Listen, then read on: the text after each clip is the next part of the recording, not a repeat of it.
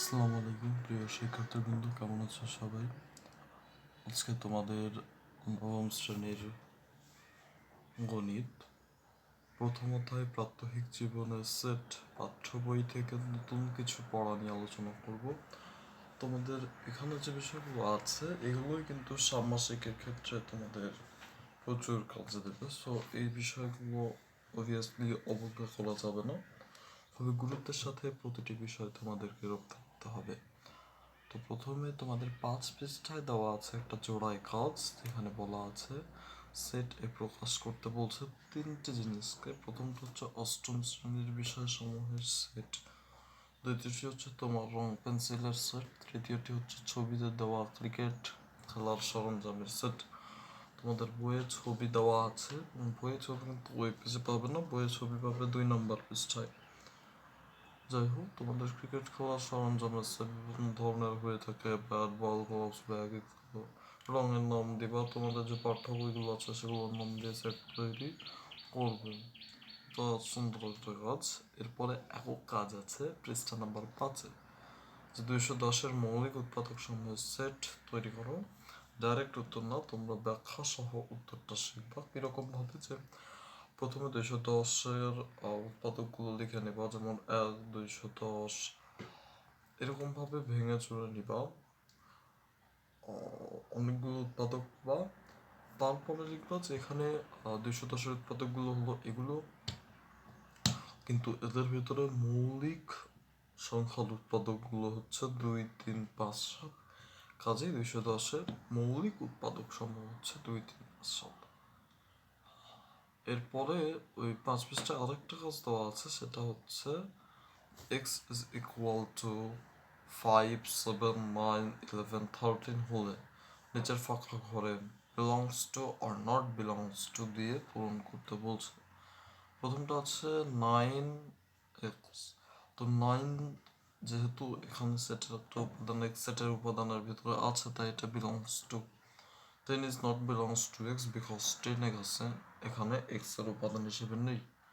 3 is not belongs to x because x এর উপাদান এখানে 3 নেই। এবং 13 is belongs to x because 13 x এর একটা উপাদান।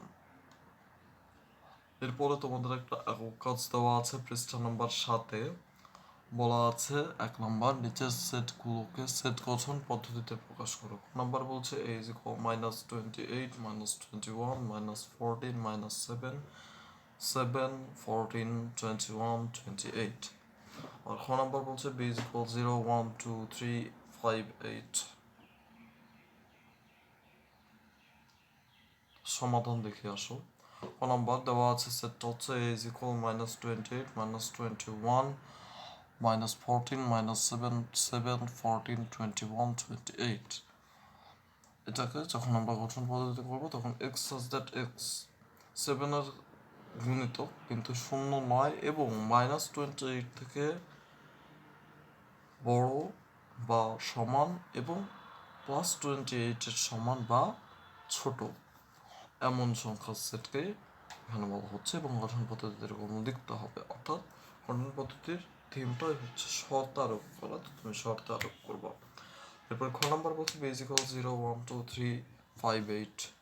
তো এখানে এটা হচ্ছে যে এক্স সাজ দ্যাট এক্স পূর্ণ সংখ্যা, প্রথম উপাদান 0, দ্বিতীয় উপাদান 1, তৃতীয় উপাদান 2 এবং পরবর্তী উপাদানগুলো পাশাপাশি দুটি সংখ্যার যোগ, অর্থাৎ ফিবোনাচি ক্রম।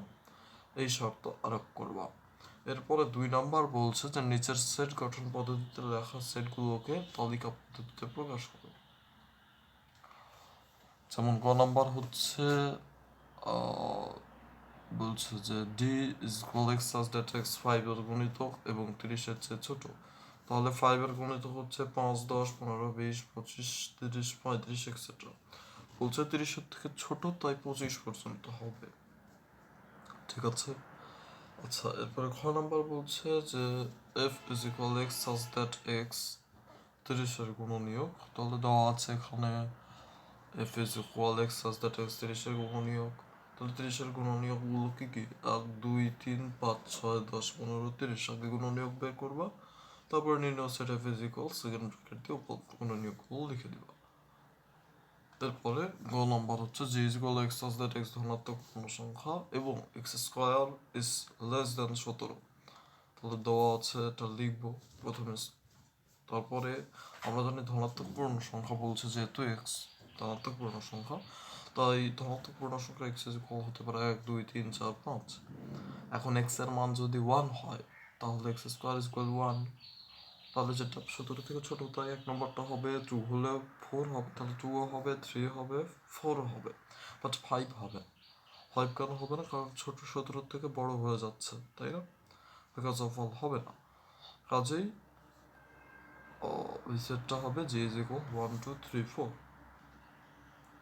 এরপরে খ নাম্বার বলছে যে এইচ ইজ ইকুয়াল, ঘ নাম্বার বলছে H is equal x such that x square plus 3x plus 2 is equal 0। তাহলে প্রথমত আমরা যেটা করবো x square plus 3x plus 2 is equal 0, এটাকে ফার্স্ট অফ অল আমরা মিডিল টার্মের মাধ্যমে হয় অথবা এই নিয়মে সাজিয়ে নেব। তাহলে দুইটা মান পাবো, একটা হচ্ছে -2 আর একটা হচ্ছে -1। সেটটাও হবে -2 -1। প্রিয় শিক্ষার্থীরা, এর পরের দিন আমরা শিখবো দলগত কাজ, পৃষ্ঠা নম্বর 9 দলগত কাজ। আজকের মতো এখানেই শেষ করছি। ভালো থাকো, সুস্থ থাকো। ধন্যবাদ সবাইকে। আসসালামু আলাইকুম ওয়া রাহমাতুল্লাহ।